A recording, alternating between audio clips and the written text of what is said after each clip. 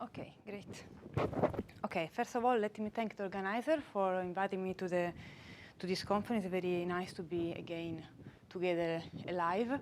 And I also would like to thank the collaborators that had worked with me in this project, in particular Get Seibold, who was the driving force behind the work we did on disordered superconductor, and Claudio Castellani, who is a long-term collaborator of mine, and two very good students I had on this project in Rome, Mattia Udina and Francesco Gabriele. So the topic of this talk will be somehow about the effect of the phase mode in a superconductor and the way they somehow interact with the strong light pulses to drive a kind of nonlinear response. And this part of the work is strongly motivated by experiments in superconductor that were reviewed yesterday in the Higgs spectroscopic session. And the second part is about more recent work that was motivated actually by this part, which is has more theoretical foundation in the description of plasma waves and layer system that actually can be applied from experiment going from tethers to ILS. And of course, for the first part of the talk, I cannot avoid to enter in the 2 Higgs or not 2 Higgs discussion that was along for many years. And actually, I will try to argue that this is not a problem. Somehow, we have now a kind of solid understanding of what's going on. We just have to understand what we understood and how to use it.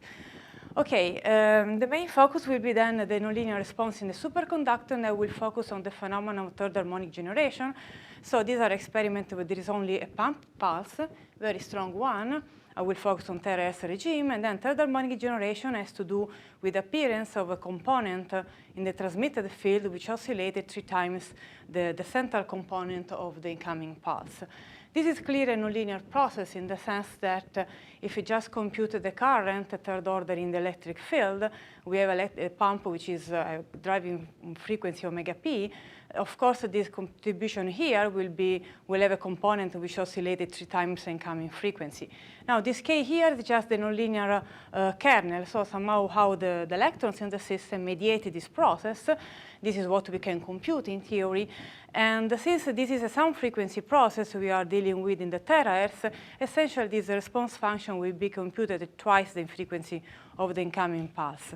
This means that if the response of the system has an enhancement, has a resonance at a given frequency, let me call omega s, when twice the frequency of the pump matches this value, the third harmonic generation will be very large. So this is somehow what is behind this third harmonic generation.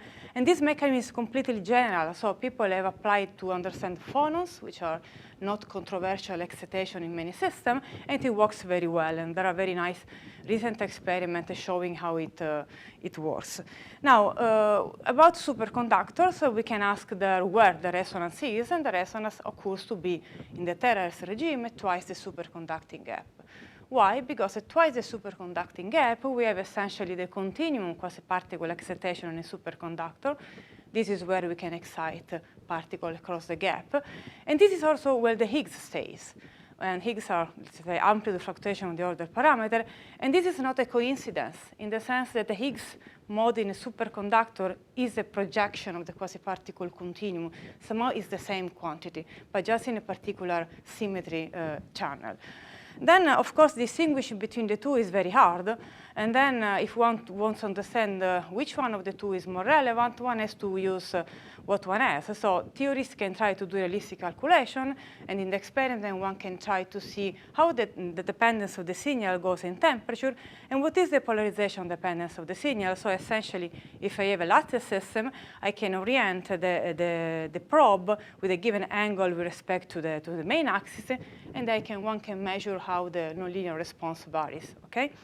And this has been used by several people. So what is more or less the point where we are now after a few years of discussion of this? Essentially, it's very important to include disorder in the system. So if we do essentially, we compute this nonlinear response without disorder, these are just Feynman diagrams that for those who are familiar, you can read, otherwise just forget. So the idea is that this, in the clean limit, the response that we measure in the terahertz is somehow the same that you have in Raman. So you are measuring density correlation. The Higgs is just a vertex correction with respect to the Bayer response. And somehow the Higgs signal is very small, just because somehow the coupling of the Higgs to light is very small. Okay, so somehow these processes which mediate the coupling of the Higgs to light give a very small response, and then the quasi-particle contribution is larger, and it's also very strong, usually dependent on the angle for typical lattice structures, okay? And in this limit, essentially, terahertz is the same as standard non-Raman response, and then essentially there is people didn't consider contribution of the Higgs to Raman for many years because it's known to be extremely small. And so far, we don't have a theoretical calculation supporting any contribution of the Higgs to Raman, to standard Raman in any channel.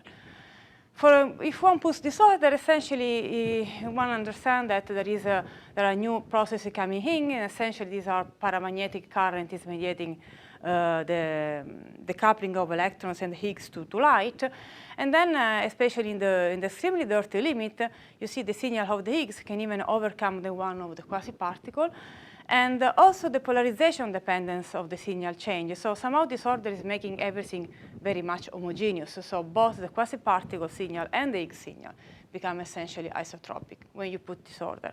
And there will be more about this by Guest-Seipold in the next days. Now, so we have a few messages that we understood. So first, the disorder can make the nonlinear response we measure in the terahertz different from Raman, okay? So somehow we are probing different correlation function of the system, okay? It's not the same physics, even if the resonance is always twice the gap. And in particular, disorder makes just the response stronger. If you look at the numbers here, you see when disorder increases, just the response of the system is larger. And this is why somehow third harmonic generation in the terahertz emerges as much stronger signature to what you see in usual Raman experiment. And I remember young Ale making this observation to me a few years back. They say, look, but when I do third harmonic generation, I see much stronger signal than what I see in Raman, okay?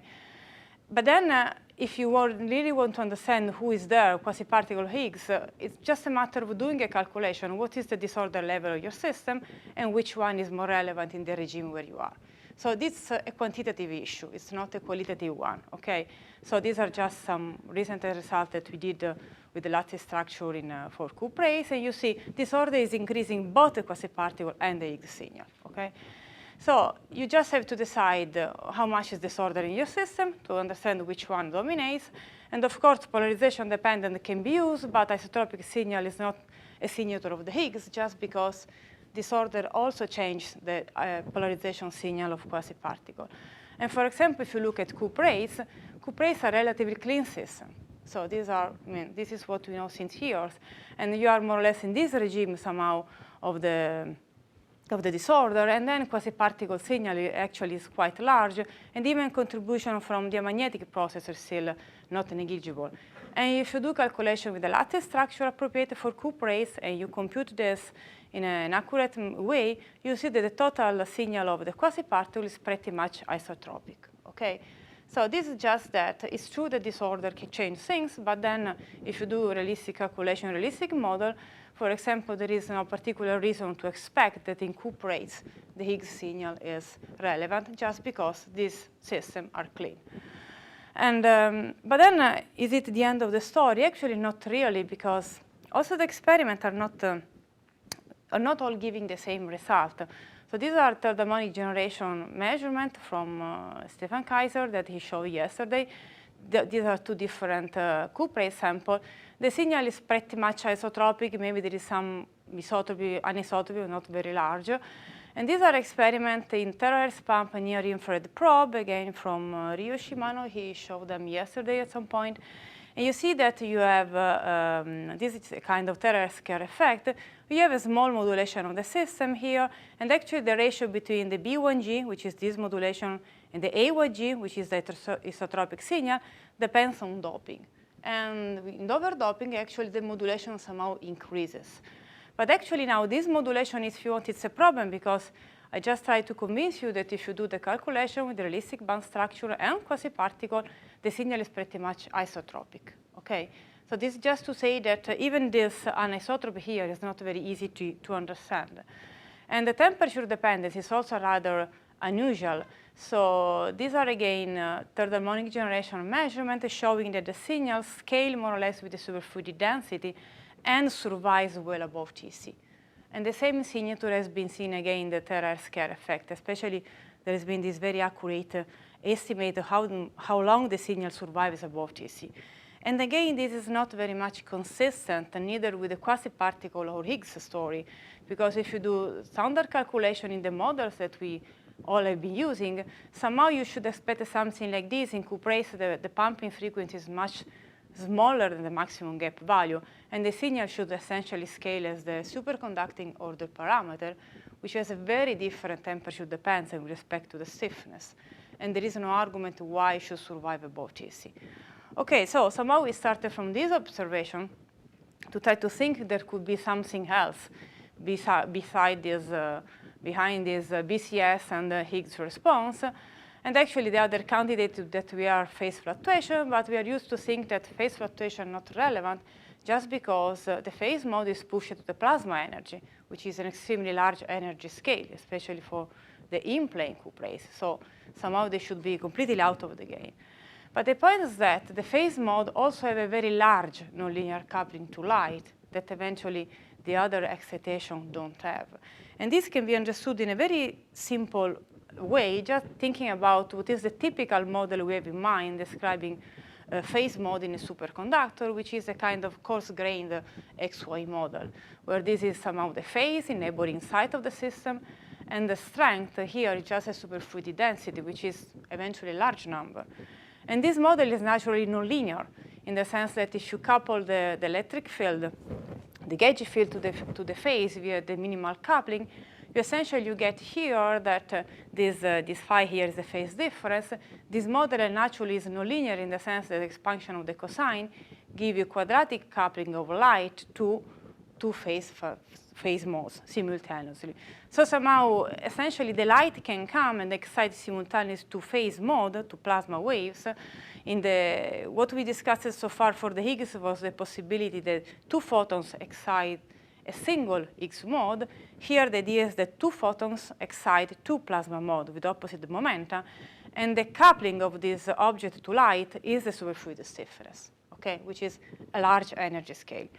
So essentially, one can do the calculation carefully. So you add the quantum effect, you describe the phase mode as a plasmon, and essentially just the idea is that you integrate out plasma wave, you get a fourth order action in the gauge field, and this is the current, just the derivative, and then you have a third order term in the gauge field and the kernel K, which is in this case just the convolution of two plasma mode. And then you can do it analytically, and then you find out something that you would expect, that somehow the kernel has a resonance at twice the frequency of the plasmon, which means that if you pump the system with the frequency which is near to the plasma frequency, you can have a resonant enhancement of the response. Okay, so if you test this idea with the cuprace, we can take advantage of the fact that in cuprace we have two different plasma energy scale, one for the in-plane plasmon, so the one that has to do with phase fluctuation in the copper-oxygen plane, and the other one which has to do with the out-of-plane plasmon. So somehow it's connected to the weak stiffness, phase stiffness between planes, okay, which is just a small number because the planes are weakly coupled. And eventually, this soft plasmon can even be below the gap, and then becomes a completely undampened excitation below TC. So you just computed the kernel here, which is shown as a false color plot. You see this line here is the temperature dependence of the plasma out-of-plane plasmon, which is also connected to the temperature dependence of the stiffness, and then this hyperbolic cotangent term here gives a kind of non-trivial temperature dependence. And now the experiment actually was done by Andrea Cavalleri's group a few years back. These are just data showing reflectivity in the linear regime with the typical plasma age. In the nonlinear regime, you see the softening of the plasma age and the 3 omega third harmonic generation. And then here are reported points for a few temperature below TC. And then you see that the scaling here is pretty much similar to what you get in the temperature range where we have the same data. It would be nice to check what's going on eventually to lower temperature. Now, in this case, essentially, you pump the system with a frequency which is near to the soft plasmon, And then we are having a resonant excitation of the plasma with the same idea that we try to do resonantly exciting Higgs. Of course, if we try to play with the out-of-plane plasma, there is no way we can have a resonant excitation in the sense that this energy scale at 0 temperature is much larger than the terahertz frequency. However, we can still compute what is the contribution of this nonlinear response. Here you just say that you see again the same plot. The temperature dependence is different because the plasma energy scale is much larger than the temperature which appears inside. And then experiments eventually are done usually with the pumping frequency, which is much lower than this value at 0 temperature. But then we can still have a contribution from the linear response, which would be non-resonant, in the sense that here the frequency is much lower than this one. And then we found out that the temperature dependence of the signal just scale with the superfluidity density. Okay, just because I never go in resonance with the plasma age, except to a temperature regime which is very near to Tc, where essentially everything is smeared out by thermal effect.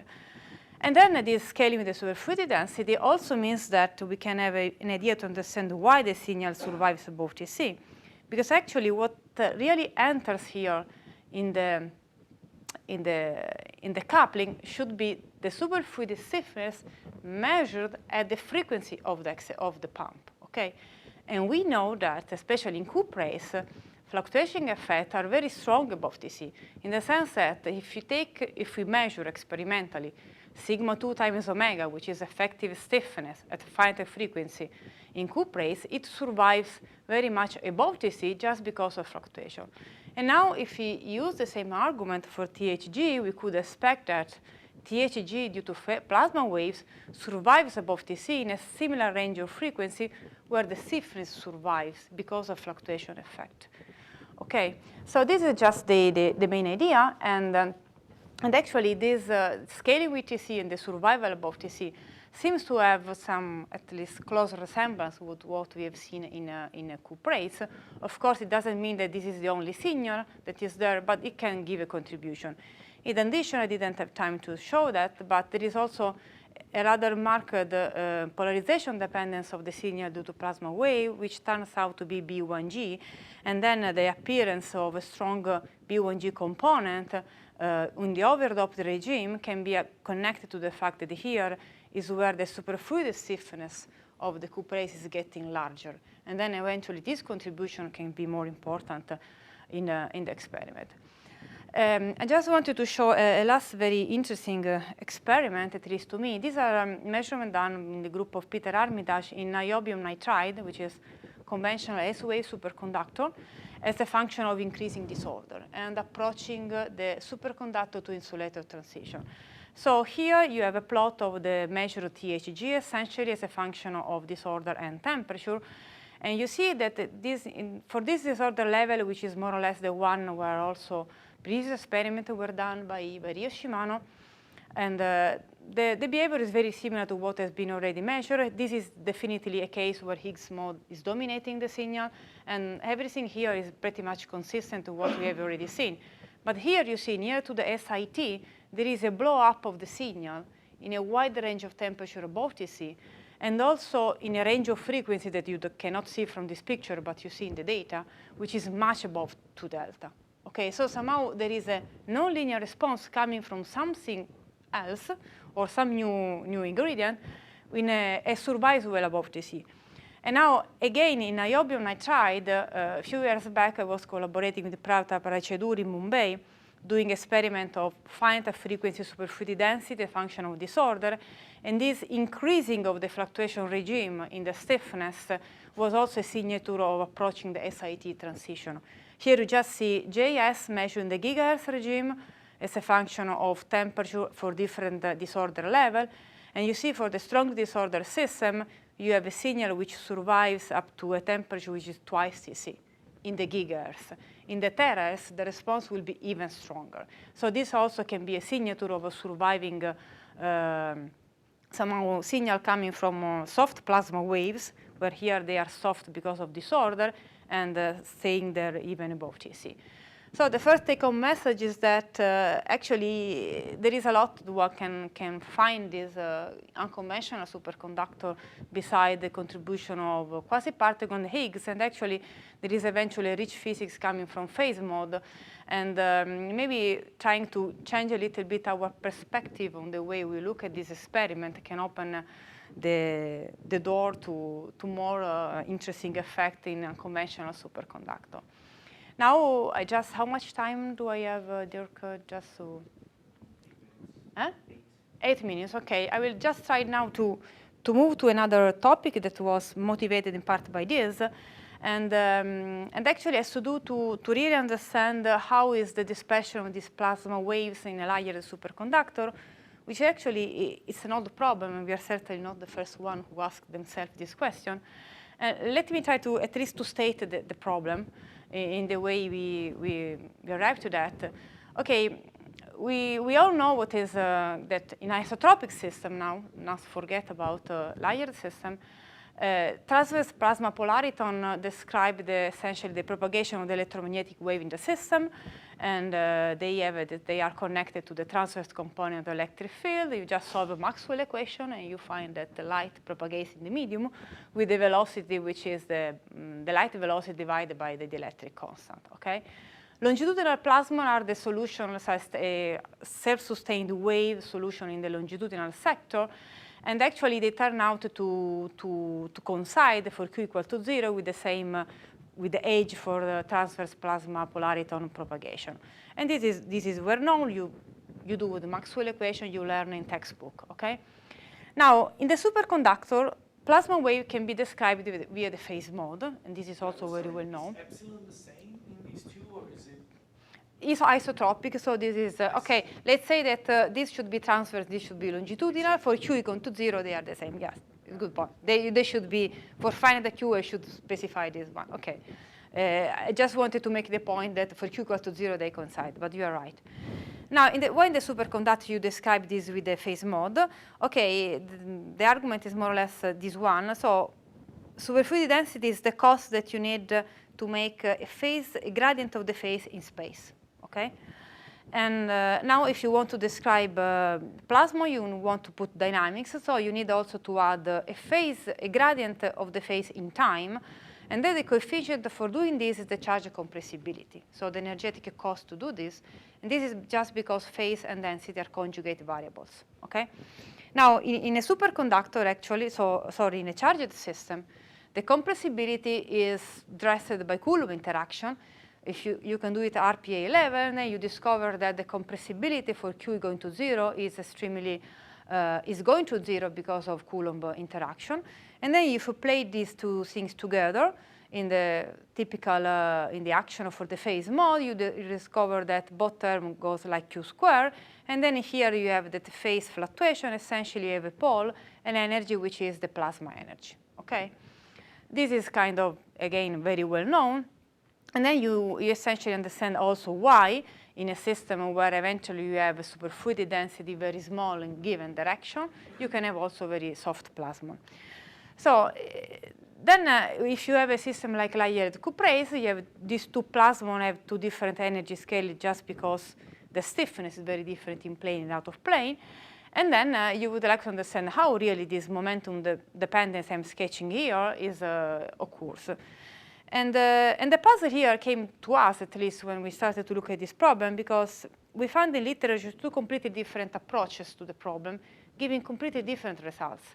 In the sense that, especially people studying terahertz propagation for field polarized along the plane, and Andreas, one of those who did this, they are usually studying it in what is called the Sine-Gordon equation for the phase difference, which essentially describe also a nonlinear effect of the phase somehow, as I mentioned before in the XY model. And you get an expression of the propagation of the light, which starts from the soft plasma, and then you can have eventually component of the dispersion of the plasma wave in the in-plane and out-of-plane momenta. And then there is a very standard description of longitudinal plasmon in layered materials that you can just get taking an isotropy of the response even in the normal state. And this is the standard RPA description of the plasma wave, where you just have a combination of the in-plane and out-of-plane plasmon, which is mediated, if you weighted, if you want, with the ratio between the momenta in the plane and out of plane with respect to the total momentum. And actually, this one also fit very well experiment these are experiments done with the RIX in Cuprace, and you see here, depending on the value, for example, when Kc is equal to 0, you have essentially a soft non-dispersing plasmon, which is what you get here. When Kc is finite, then you can have these acoustic-like branches, and this fits very well experiment. So these two expressions are good in the range where they are applied.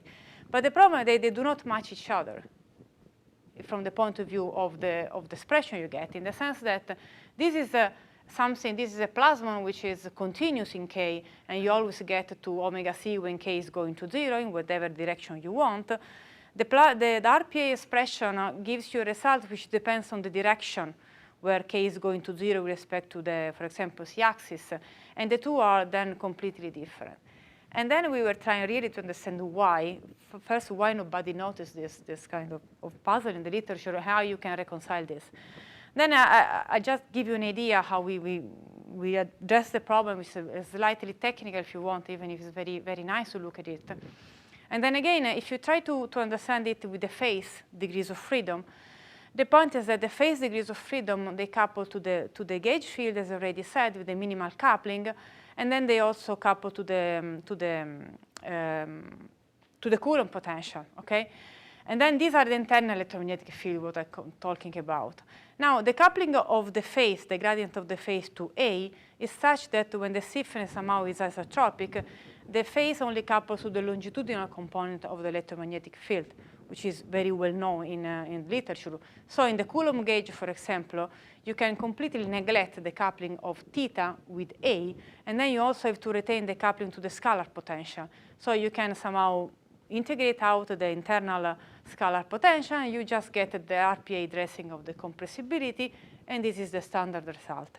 However, when the system is anisotropic, essentially you have a different stiffness in plane and out of plane, somehow you cannot get rid of the coupling between the phase and the longitudinal or transverse component of the field, which means that in a sense, longitudinal transverse mode are always mixed, and then this mixing is particularly important for small momenta, and then you cannot neglect it. So this is more or less how things go.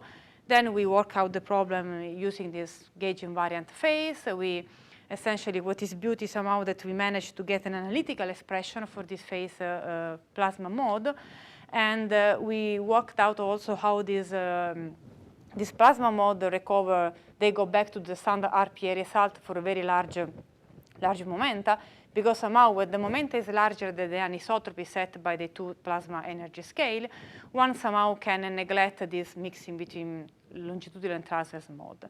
So this is just a very simple, elegant way to describe the physics, and also eventually to include nonlinear degrees of freedom. Let me just show you one final slide.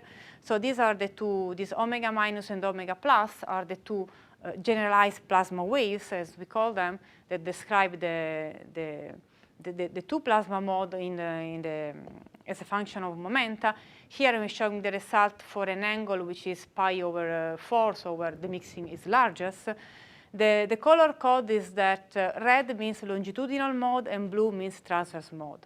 So somehow, if you go to very large momenta, so larger than this crossover scale, you see that this omega minus goes to the standard RPA result. So you have a purely longitudinal mode, and you have a pluritransverse mode, which are the usual one described by RPA. When you go to very low momenta, you see the color here is mixed. So both results have a mixing of longitudinal and transverse character. These two results do not match the RPA solution, which are the dashed one. But this, for example, this branch here coincides with the usual description which is given in TerraX experiment of the low energy plasmon. And this is, again, a mixed transverse longitudinal mode, but the mixing depends also on the angle that you are using. So somehow this also means that there is a range of momenta where, for example, the density response, which measures plasmon, will have two poles and not only one, because both solutions have a longitudinal component, and so they will appear in the density response. So somehow, let me just go to the second take-home message. So from my point of view, we are just at the beginning to explore what are the consequences of this description of the plasma waves. And if you want, there is a low energy, low momentum regime where K is very small, where it is relevant for TRS pan-pro spectroscopy, where the description given so far is pretty good, so one can just choose which one wants to use. There is a high momentum regime where the one which is relevant for reals, well, the standard IPA works, so you don't have to worry about this if you're just doing that. But then there is an intermediate regime that can eventually be accessed by SNOM, by near-field optics, by the next generation of wheels with using also scanning transfer electron microscopy. We have a project with some colleagues involved in to try to do this. In this intermediate range, eventually one can really start to see new features connected to the mixing of these two longitudinal and transverse character, and then we're just starting to look to explore the consequence of this. And with this I close, and I thank you for your time. Thank you very much for this very nice talk. The paper is open for questions. Yes, Jose. Can one say that this crossover scale is the penetration depth? The crossover scale KC, the crossover scale is essentially given by the difference between the in-plane, and out-of-plane plasma energy divided by the light velocity. So it depends on the system. Usually omega C is much smaller than omega AB, so essentially omega AB is the one that is setting the scale of the crossover. The penetration depth of the superconductor? No, I would say no. I would say this is, let me see, penetration depth should be order 2,000 Armstrong. No, I would say no. Yeah. Yes, Lara. So just coming back to the beginning of your talk, so when you mentioned the difference between Raman and THG, so indeed when you include disorder, you have these paramagnetic terms which contribute to the THG. But is there any strong understanding of whether this disorder could also activate the paramagnetic Raman process? Because you seem to assume that disorder does not. No, okay. How solid is this statement? Okay, let me put it this way. Depending on what do we mean with Raman, in the sense that what we have been doing so far in the literature is to interpret Raman experiment in what is called effective mass approximation. So non-resonant Raman in the effective mass approximation is something that includes already all the paramagnetic processes. So the point is that when you do the usual understanding, well-accepted paradigm, but then we can discuss if this is true or not, is that you have both these processes that for usual Raman, when you use visible light, these are interband paramagnetic processes. All of them are mapped out to something which is this one. So for non-resonant Raman, there is nothing else to do than just computing the density-like response. I mean, if we agree that this is correct, and this is the paradigm that we use for now 20 years to understand Coop rates, disorder is not doing much to this, and then we cannot play a lot. But why? With TRS spectroscopy, what we learn is that eventually we have to look to something else, these intraband somehow paramagnetic processes, but then we are just measuring two completely different response functions. But then somehow this is a very good news, right? Because then TRS spectroscopy is seeing something different than not Raman spectroscopy. And then, when usually Raman people come here and say, why should I spend €2 million to set up TRS experiment if I can do Raman? Because you're measuring something different. So somehow this is a good news. Then we can discuss which one, Higgs, quasi-particle, whatever. But already this is a change of approach to what we are measuring. Hi, just going again at the beginning of your talk. Just first, it appeared to me that the calculations that you did were in essentially a BCS model, which considered superconductivity and the fluctuations of the amplitude mode, right? So now I know there was old work by Varma and Littlewood, which could pull the Higgs mode out of the continuum in a model with coupled superconductivity and charge density wave, essentially by making the gap bigger. Okay. So my question is there any other interesting physics that would pull the Higgs mode out of the continuum and make it visible?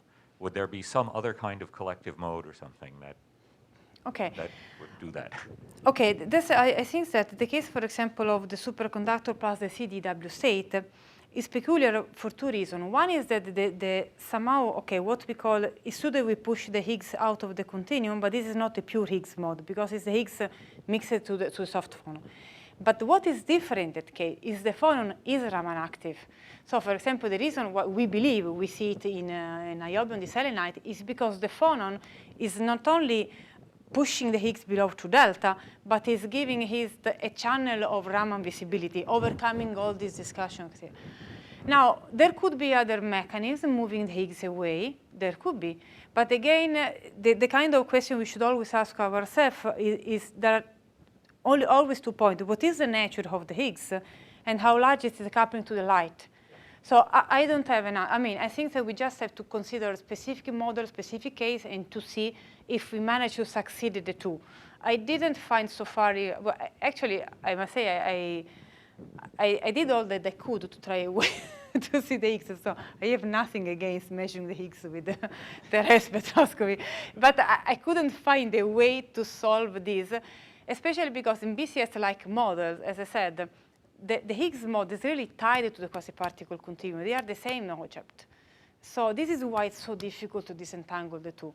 So maybe, yes, one should really find a different paradigm, a different system where we can account for the two things.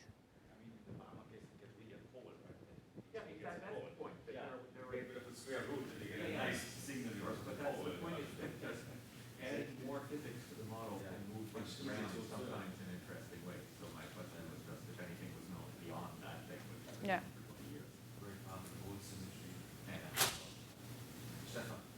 Yeah, so thank you for the nice talk. So now we've seen, and also in experiments, we start seeing, okay, in the THG, everything in principle contributes, especially to the amplitude of the THG signal. But now we've also seen that we have these nice resonance or anti-resonance behaviors really that we can see in the phase response in the system. Could that be something that could really help us out in this system? Because we've seen also this is really a systematic change as a function of doping, as a function of magnetic field, and so on. Yeah. And then even in these systems where in the cuprates we see basically no big resonance in the amplitude, we see from a very far sharp phase jump that there must be some resonance or anti-resonance behavior. Yeah.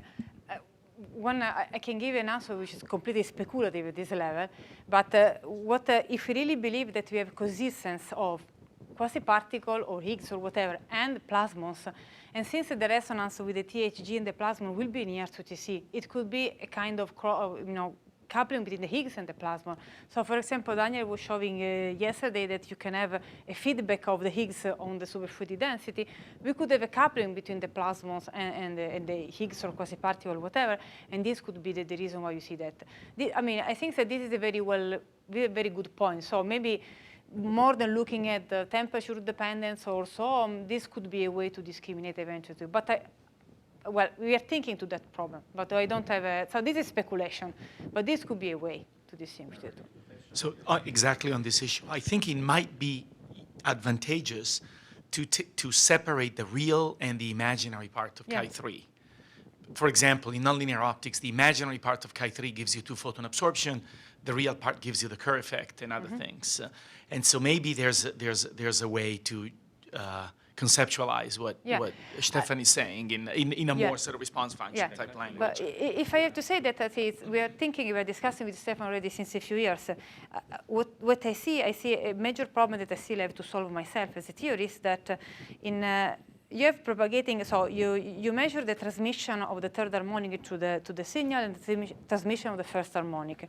So you're doing transmission to a superconductor which has a large inductance, and the superfluidity, the imaginary part is strongly frequency dependent. So first I have to understand how we really solve the electromagnetic problem and to control everything across in the transmission, and then we can discuss about the physics. In the sense that what I learned, at least in this experiment, in all these years, that you really have to sit down and understand what experiment is measuring before then doing a theory for that.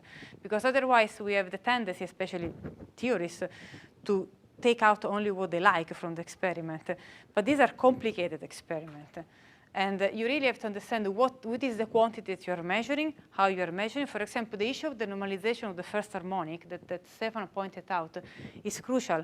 There are recent experiments in MGB2 where you discover that if you don't do that, you completely spoil the temperature dependence of the signal. So one has to sit down, understand exactly how it works out, and then try to understand what is really the quantity that this phase shift is measuring. So this is I mean, people in the 80s, at least in the visible, there's ways to tease away the real and the imaginary part of Chi3. You can do Z-scan. I mean, there's all sorts of things that you can do. So I'm sure it could be extended to. You can, but you have to do it carefully. So this is what I mean. It's a serious problem. No, it's not easy, bro. Okay, yeah. So let me just confirm your statement. So and above TC, the origin of a third harmonic is most likely from the plasma phase mode. Sorry, I didn't. Above TC, the origin of the THG? Phase fluctuation. But how about below TC? Which is larger, causes particle or? Exactly. So this is a good point. I mean, what we don't have yet is the following. So we have temperature dependence coming from Higgs or quasi-particle that would scale in this way. Okay, the temperature dependence of the plasmon would scale as the superfluidity density. Now, I have no way to. This I don't have yet, at least a way to quantitatively estimate how strong is the plasmon signal as compared to this one. So we are working on that, but so far I can only say, okay, I know how to compute this one. I can estimate the relative between the Higgs and the quasi-particle, but I don't know how strong can be eventually this plasmon signal with respect to the other one. I can only observe that if there is a signal coming from two plasmon, it will scale with the superfluidity density and it will survive above TC. But I cannot make a clear statement like, oh, I'm sure that this is stronger and the other is stronger. I can only make observation. This is what I said. I mean, one can do experiment, one can do theory, one can check these three quantities. So what is the theory is larger than the other, what is the T-dependence, what is the polarization dependent. Then, of course, the full problem is extremely complicated. we would like now to go, also because from the point of view of the theory, the plasmon effect is beyond RPA. And this making it microscopically, as we did for the Higgs, is extremely complicated. Okay. So there is a lot of work for next generation. Before you run away, the organizers want to make a few remarks because this is the last part of the workshop. Fabio, please. Absolutely. Well, doesn't need to be recorded.